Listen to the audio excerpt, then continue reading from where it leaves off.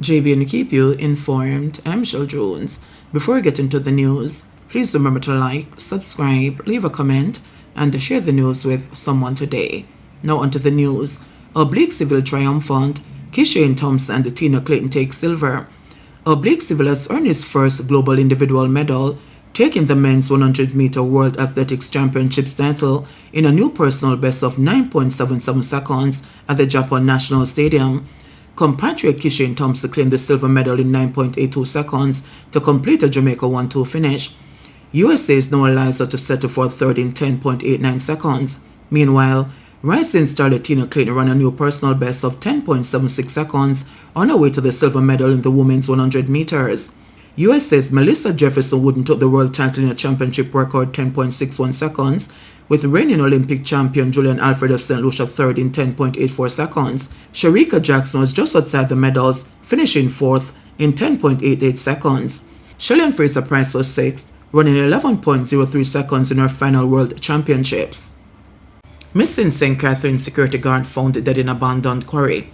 Investigators in St. Catherine have launched a probe after the decomposed body of a 52-year-old security guard who was reported missing last week was discovered in a bushy section of an abandoned quarry and reservoir in Tredegar Park.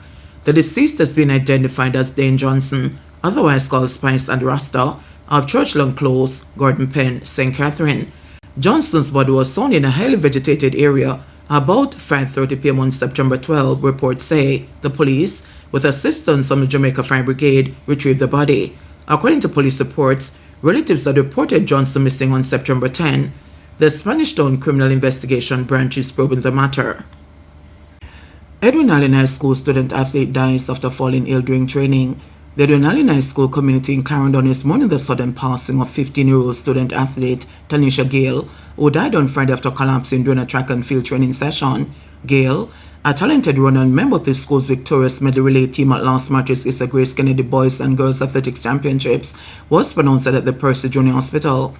Head coach Michael Dyke recounted the heartbreaking moment. During training, Tanisha and a few of her teammates stopped and sat down, which is something they normally do. But when they were told to get up and continue, Tanisha didn't respond. A staff member tried to assist her, but she still couldn't get her to her feet. She was rushed to the school doctor in Frankfield and then transferred to the hospital. Sadly, that was where we got the devastating news that she had passed, he said. Dyke described the tragedy as surreal. The entire school family, especially the track and field team, is devastated. I told myself this couldn't be real. I kept hoping I'd wake up and it was only a dream, he added. Principal Jermaine Harris said the loss has deeply shaken the school, especially coming at the start of the academic year. We were not anticipating news like this. The staff is still grappling with it. As soon as we got word, we activated our critical response team to provide immediate support to the girls, including the student athletes in the dormitory. We also contacted the parents. This is a very difficult time for us, he said. The cause of death has not yet been determined. Businessman and woman held after police seized 13 imitation rifles in St. Mary raid. The police have arrested a businessman and a woman in St. Mary after seizing 13 imitation rifles and an imitation pistol during an operation linked to a multi-million-dollar fraud investigation. The arrest, carried out on Saturday in White River, are part of a wider probe being led by detectives from the Counter-Terrorism and Organized Crime Investigations Branch CTOC, a statement said. The suspects are facing charges of breaching the Firearms Prohibition, Restriction and Regulation Act and the Proceeds of Crime Act. According to police reports, CTOC personnel, supported by the Specialized Operations Branch, conducted a search between 6 a.m. and 10 a.m. at a premises where the imitation guns were found. The identities of the two individuals are being withheld pending further investigations. Acting Senior Superintendent of Police Victor Barrett of CTOC underscored the significance of the arrest and the importance of community partnership in dismantling organized crime groups. These are criminal groups intent on undermining the safety and stability of our communities. They will use imitation firearms as a deliberate tactic to intimidate citizens and commit crimes, said Barrett. It remains our duty to ensure they are removed from our streets and the perpetrators are brought to justice. We are urging citizens to remain vigilant and continue to support the police in disrupting criminal activities. The public is being urged to report criminal activities by calling CTOC at 876-967-1389, the National Intelligence Bureau at 811, Crime Stop at 311, Police 119 emergency number, or the nearest police station. Manchester funeral director accused of stealing $127,000 worth of items, including a sheet set. A 34-year-old funeral director has been charged with housebreaking and larceny following an incident in College Meadows, Mayday District, Manchester, on September 5. He has been identified as Wilton Bartley, otherwise called Saddam. Reports from the Mandeville police are that between 8 a.m. and 8:30 p.m., Bartley reportedly forced open a lock on the back door of a house, entered, and stole several items. The items include one Canon T150 with lens, flash, and a 62 GB memory card valued at $120,000, a VIP cologne valued at $5,000, and a queen-size sheet set valued at $2,000. Bartley was captured on closed-circuit television entering and exiting the house. A report was made and an investigation launched. Bartley was taken into custody on September 11 during a police operation.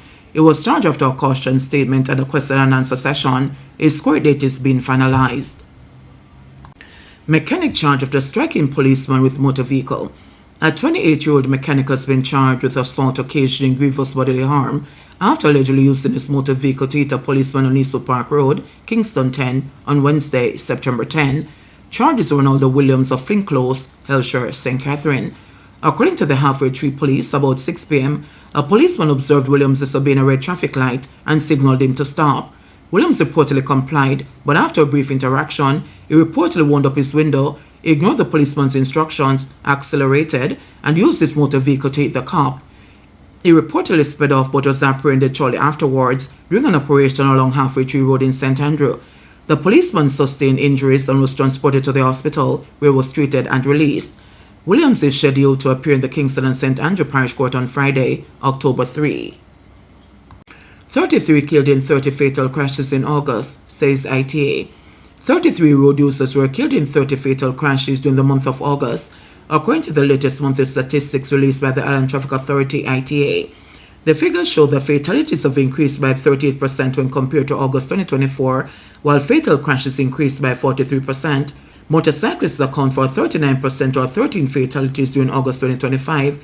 This is 2 fewer deaths among this vulnerable group of road users when compared with August 2024.